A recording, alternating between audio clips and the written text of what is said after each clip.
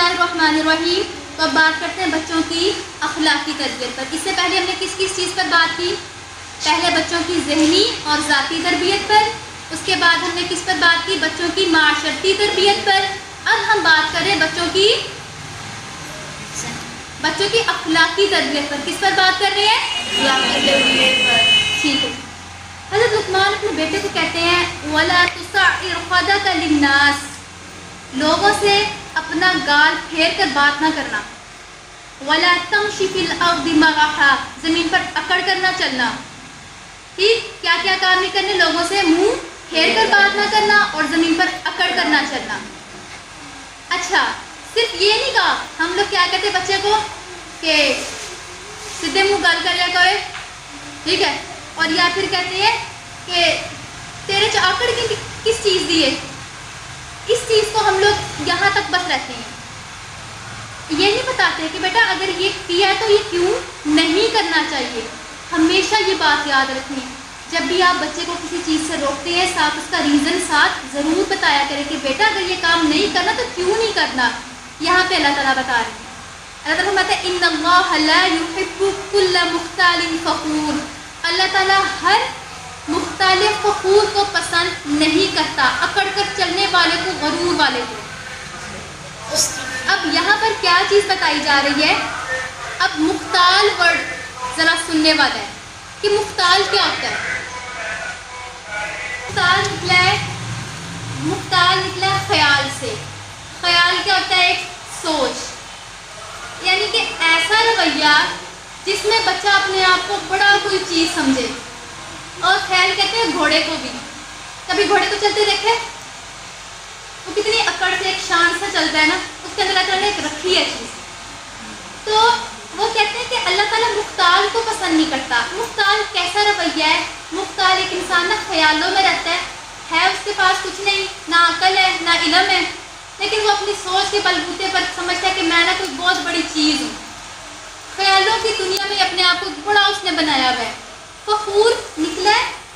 فخار آپ نے کبھی سنا؟ اللہ تعالیٰ نے جب انسان کو پیدا کیا نا، تراب سے پیدا کیا، مٹی سے، پھر اس کے بعد گوندی ہوئی مٹی سے، پھر اس کو کیا کہتے ہیں سکھانے کے لیے رکھا، پھر وہ کھنکنے والی مٹی بن گئی. تو فخور فخار کہتے ہیں کھنکنے والی مٹی کو، ایسی مٹی جو کھنکے. جب وہ بڑا تیار ہوتا ہے نا، اس کو ٹھوک بجا کے دیکھتے ہیں وہ کھنکتا ہے. یعنی کہ بات ہو رہی ہے ایک ایسے انسان کی جو اپنے بارے میں باتیں بڑی کرتا ہے، میں یہ، میں وہ، میں یہ. تو بچے کو کیا سکھانا ہے کہ بیٹا آپ نے یہ میں والا رویہ اللہ تعالیٰ کو پسند نہیں. ٹھیک ہے، یہ جو اوپر بات کی نا کہ منہ پھیر کر بات نہ کرنا اور اپنی چال میں اکڑ نہ رکھنا، یہ کیوں ہوتی ہے؟ یہ ان دو وجوہات کی وجہ سے ہوتی ہے. کہ پہلا ایک انسان اپنے آپ کو مختال سمجھتا ہے کہ میں تو کیا کہتے ہیں، میں تو نہیں یہ کھاتا، میرے پاس تو یہ بھی ہے. تو بچوں کو باہر بھیجا جائے. دیکھیں ہر بچے کے پاس وسائل ایک جیسے نہیں ہوتے. جس بچے کو وسائل ملی ہیں اس نے معاشرے میں جانے. بہت سے بچے ایسے ہوں گے جن کے پاس وہ وسائل نہیں ہیں، احساس کمتری کا شکار کر دیتے ہیں ان بچوں کو. تو بچوں کو ٹریننگ دینی چاہیے، ان کو سمجھانا چاہیے. یہ نہیں کہ اگلا بندہ احساس کمتری کا شکار ہو جائے گا. معیار کیا دینا ہے؟ اللہ کا. کس کا دینا ہے؟ کہ اللہ کو پسند نہیں ہے. پھر اللہ یحب نہیں کرتا، اللہ محبت نہیں کرے گا پھر آپ سے. اور اس کے بعد وقصد فی مشی کا، اپنی چال کو درمیانہ رکھنا. وغضض من صوتک، اپنی آواز کو گھٹا کر رکھنا، یعنی کہ متوازن رکھنا. کیوں؟ ان انکر الاصوات لصوت الحمیر، آوازوں میں سے سب سے بری آواز کس کی ہے؟ گدھے کی. گدھے کی آواز کی مثال کیوں دی؟ کبھی گدھے کو ہانکتے ہوئے آپ نے سنا ہوگا. وہ ایک دفعہ شروع ہوتا ہے نا، آپ پاس ہو کھڑے کہ جتنا مرضی اس کو مخاطب کر کے کہہ دیں، وہ کبھی ہانکنا شروع ہوگا، وہ کبھی رکے گا؟ کبھی نہیں رکتا، وہ اپنے ہانک پوری کر کے رہتا ہے. تو بچے کو بتایا جائے، یہ ان کی ذاتی تربیت، ان کی اخلاقی تربیت ہے کہ بیٹا کیا کرنا ہے کہ اپنی چال کو درمیانہ رکھو. نہ اتنا ہوا میں اڑنے کی ضرورت ہے، ٹھیک ہے، نہ اتنا وہ. اور یہ چلنے کا طریقہ بھی سکھایا جا رہا ہے کہ بھاگ بھاگ کے بھی نہیں آتے اور اتنا پاؤں کو گھسیٹ گھسیٹ کے بھی نہیں آتے، بلکہ درمیانی چال سے چلتے ہیں. اور اس کے بعد کیا؟ اپنی آواز کو نیچے رکھو، چیخ کے باتیں نہیں کیا کرتے. پھر آپ نے مثال دینی ہے. آپ انسان بنائے، اللہ تعالیٰ نے آپ کو گدھا بنایا ہے. اگر آپ چیخ کے بات کرو گے وہ تو گدھے کرتے ہیں، آپ گدھے تھوڑی ہو، آپ تو انسان ہو. ٹھیک ہے، تو میرے بیٹے آئندہ آپ نے ایسے بات نہیں کرنی۔ تو یہ ساری باتیں تھیں بچوں کی ٹریننگ کے بارے میں کہ حضرت لقمان نے کس طرح سے اپنے بچے کی تربیت کی۔ ایک دفعہ ریمائنڈر دے دیتے ہیں، یعنی کہ دہرا لیتے ہیں۔ تو سب سے پہلے بچے کو کیا کرنا ہے، آیات کے اوپر دیکھیں، اب آپ کو خود پتہ چلتا جائے گا۔ پہلے بچے کو اللہ تعالیٰ کا تعارف دیں، اس کو محبت سے بلائیں، اور اس کے بعد وجہ بتایا کریں کہ کیوں نہیں کرنا۔ والدین کا بچوں کو احساس دلایا جائے، احساس پیدا کریں گے تو آئے گا۔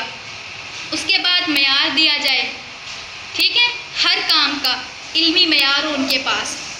اور یہ بھی کہ اگر آپ کو کوئی غلط گائیڈ کرے، اس کی بات نہیں ماننی، جس کا آپ کو پتہ ہو کہ یہ غلط ہے، لیکن اس کے ساتھ بدتمیزی بھی نہیں کرنی، بلکہ اس کو بھی سمجھانا ہے۔ تیسری چیز کیا کہ اللہ تعالیٰ آپ کو ہر جگہ دیکھ رہے ہیں۔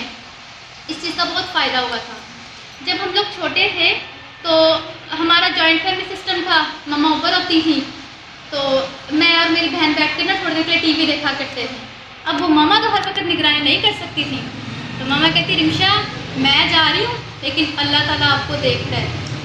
تو وہ بات تھی، وہ ذہن میں اٹکی رہی، کبھی غلط ہوا بھی تو کیا تھا، اللہ تعالیٰ دیکھ رہا ہے۔ اس ایک بات نے بہت سی برائیوں سے واقعتاً بچایا، اور اگر کچھ ہو بھی گیا تو اللہ تعالیٰ سے معافی منگوائی، خود میں نے معافی مانگی اللہ تعالیٰ سے اس ایک چھوٹی سی بات میں۔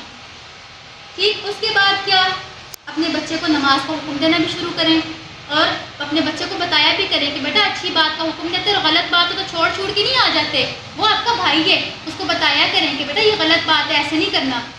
ہم کیا کہتے ہیں کہ ماما وہ آ کے گالیاں دے رہا ہے، بہت افسوس کی بات ہے، تو کہتے تم بھی دے آؤ، بلکہ کیا کہنا چاہیے، بیٹا وہ آپ کا بھائی ہے، اس کو سمجھاتے ہیں، گالیاں نہیں دیا کرتے۔ اور اس کے بعد منہ پھیر کے بات نہیں کیا کرتے، تکبر نہیں کرنا، ٹھیک ہے، اپنے آپ کو بڑی چیز نہیں سمجھنا۔ اور کیا، زمین پر اکڑ کے نہیں چلتے، درمیانی چال چلا کرو، اور اتنا اونچا نہیں بولتے اسے گدھے بولتے ہیں، وہ تو گدھے ہیں، آپ تو اشرف المخلوقات و انسان ہو، اور اگر آپ نے یہ سارے کام کر لیے تو اللہ